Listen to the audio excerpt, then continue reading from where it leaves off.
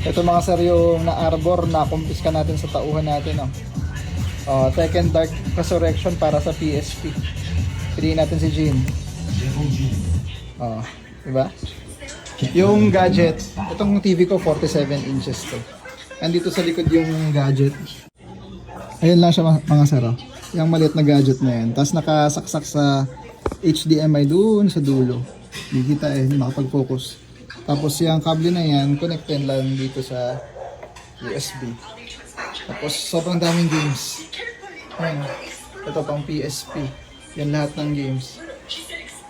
Ayan, dami. Nintendo DS. Magsasawa ka talaga. Yung mga retro games. Ito rin din, ayun tayo si Jin. Diba? Mahirap lang mag-control kasi hawak ko yung camera sa isang kamay ko. Ayun panis. Saan linaw? Saan matuloy na yung nakasunod pa sa taas 54 frames per second. Ibig sabihin, playable. Nice. Approve. 1-2 lang Galing. Palit na lang palit ang mga consoles ngayon. Very nice.